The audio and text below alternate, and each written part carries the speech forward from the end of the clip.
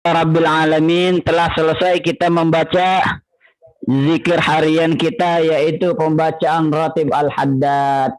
Selanjutnya kita akan membaca, kita akan membahas tentang keteladanan bagaimana Sayyidina Abu Bakar As-Siddiq radhiyallahu anhu di dalam pengorbanannya, di dalam perjuangannya. Bismillahirrahmanirrahim. Allahumma salli wa sallim ala Sayyidina Muhammadin al-Fatih lima ughliq wal khatimi lima sabaq nasiril haqqi bil haqqi wal hadi ila siratikal mustaqim wa ala alihi haqqa qadrihi wa miqdarihi al-azim. Subhanaka la ilma lana illa ma 'allamtana innaka antal alimul hakim. Rabbi shrah li sadri wa yassir li amri wahlul 'uqdatam min lisani yafqahu qawli bi rahmatika ya arhamar rahimin. Bapak Ibu yang dirahmati Allah Subhanahu wa taala. Ada pelajaran yang menarik dalam kehidupan Sayyidina Abu Bakar As-Siddiq. Kenapa diambilnya sosok Sayyidina Abu Bakar As-Siddiq? Banyak keutamaan-keutamaan yang menjelaskan tentang Sayyidina Abu Bakar As-Siddiq. Tentu kalau kita bahas keutamaannya saja itu bisa satu pertemuan lebih. Di antaranya dikatakan Sayyidina Abu Bakar merupakan orang yang awal-awal pertama masuk Islam.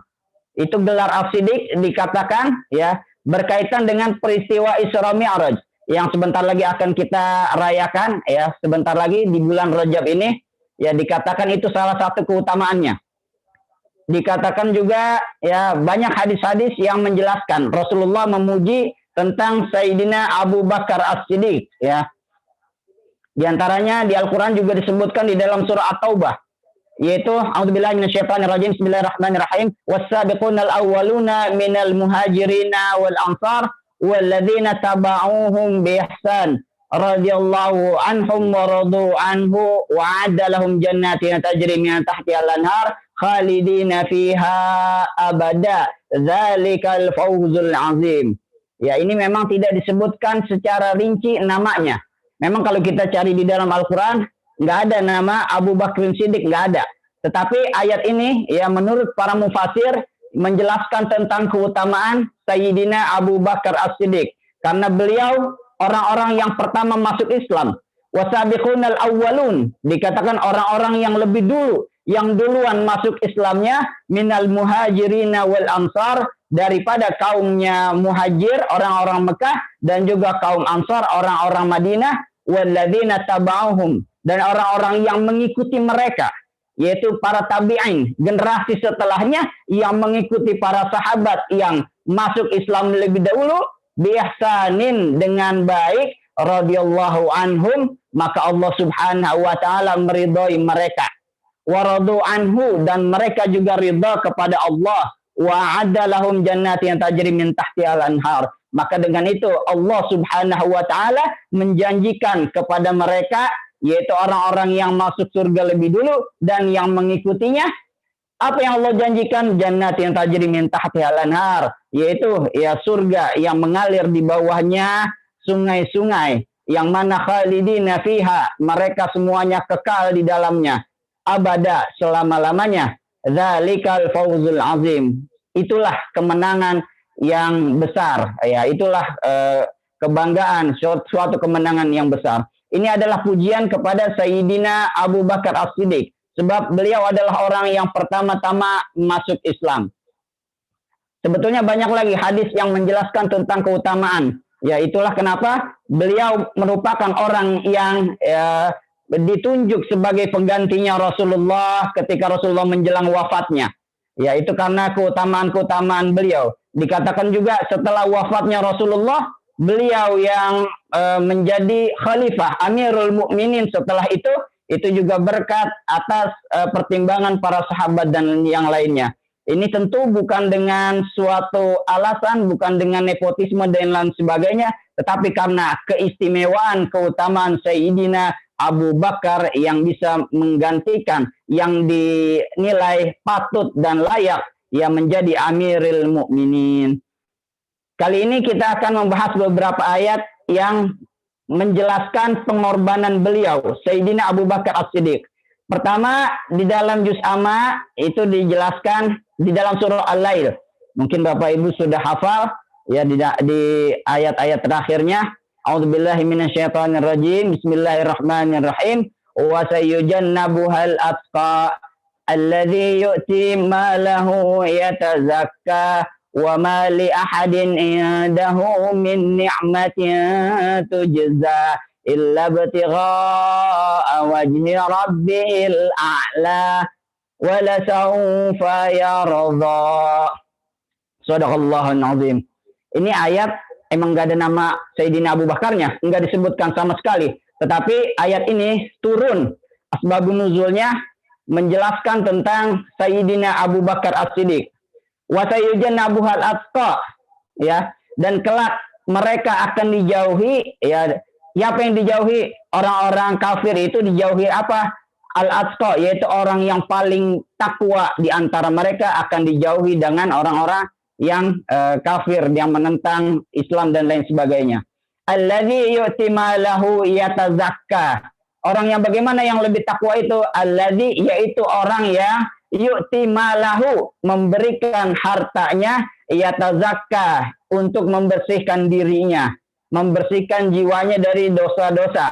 Wa ma li ahadin indahu min ni'matin tujza, dan tidak ada seseorang pun, ya, menurut di sisinya, ya, bagi dia tidak ada seorang pun yang harus dibalas jasanya, illa ibtigha'a wajhi rabbihil a'la, kecuali melainkan dia melakukan hal itu untuk mencari semata-mata ridho Allah Subhanahu wa taala, wala saufa yarda, dan kelak dia akan mengetahuinya, dan kelak dia tahu Allah Subhanahu wa taala akan ridho kepadanya.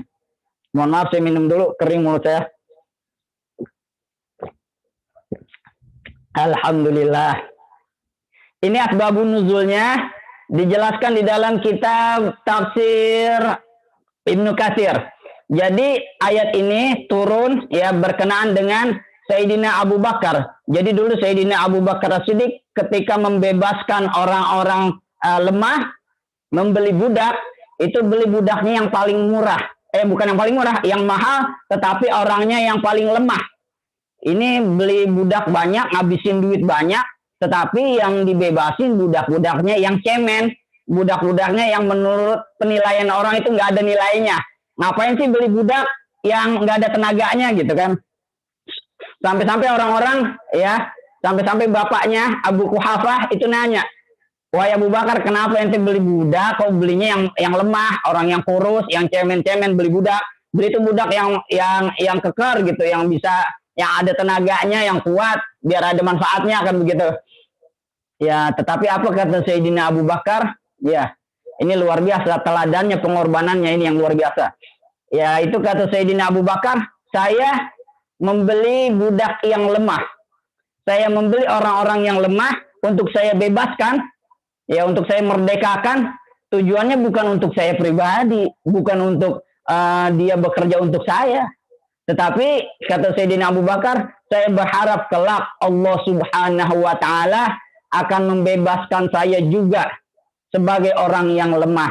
Sebagaimana saya membebaskan budak yang tidak berdaya, budak yang lemah, saya merdekakan, saya bebaskan dengan harapan saya mengharap ridhonya Allah. Kelak nanti saya akan dibebaskan dari segala dosa sebagai orang yang lemah. Itu teladannya Sayyidina Abu Bakar. Sehingga orang-orang berkata, ya, orang-orang musyrik, orang-orang Mekah pada waktu itu berkata, ini sih pasti ada apa-apanya. Nggak mungkin dia bisa, nggak mungkin dia mau membeli budak, menebus dengan harga yang mahal, ya, percuma dia ngeluarin duit, tapi budaknya murah. Ini sih pasti dia mau balas jasa. Ini sih pasti dia ada udang di balik batu ini. Pasti sebelumnya dia pernah ditolongin, kemudian dibalas jasa. Maka dari itu turunlah ayat ini. Wa ma li ahadin indahu min ni'matin tujza. Udah kata Allah, wa ma min ahadin, tidak ada seorang pun, ya, indahu, di sisinya, bagi Abu Bakar itu tidak ada seorang pun yang jasanya harus dibalas. Ini ayat ya menampar keras menjawab bagi tuduhan orang-orang kafir musyrikin ya Mekah ketika itu, bahwasanya ya Sayyidina Abu Bakar itu melakukan hal yang demikian, tidak ada udang di balik batu, tidak ada unsur paksaan, tidak ada kong kali kong, ya tidak ada balas jasa dan lain sebagainya. Tetapi illa btigha'a wajhi rabbihil a'la. Ini keutamaannya yaitu mereka, yaitu Sayyidina Abu Bakar yang mengeluarkan uang yang besar, ya memerdekakan budak yang lemah, illa btigha'a, melainkan dia melakukan itu semata-mata karena mencari ridhonya Allah Subhanahu wa Ta'ala. Di antara budak yang dibeli oleh Sayyidina Abu Bakar As-Siddiq adalah Bilal bin Rabah, yang mana kelak nanti menjadi muazzinnya Rasulullah Shallallahu Alaihi Wasallam, yang dan banyak juga ya para pembesar Muslim yang dimerdekakan awalnya oleh Sayyidina Abu Bakar As-Siddiq. Ini merupakan tingkat keikhlasan yang luar biasa, Bapak Ibu.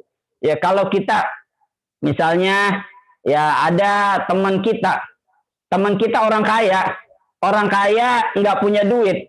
Kalau orang kaya lagi susah, nggak punya duit, itu yang mau nolongin banyak. Yang mau nolongin banyak. Misalnya deh, teman kita datang, teman kita orang kaya. Teman kita itu orangnya kaya, cuma lagi kesusahan, lagi kepepet, nggak punya duit, dan lain sebagainya. Ketika minjem duit, kita pasti rela, ikhlas, bantu kita. Mau berapapun, 1 miliar pun kita kasih. Ya, sekemampuan kita. Ya, nggak ada hitung-hitungan. Sebab apa? Kita tahu dia bisa balikin duit kita. Kita tahu dia bisa balas jasa kita. Ataupun nggak minta utang deh, mintanya yang lain. Ya kita pasti bantu orang yang punya kedudukan, punya harta.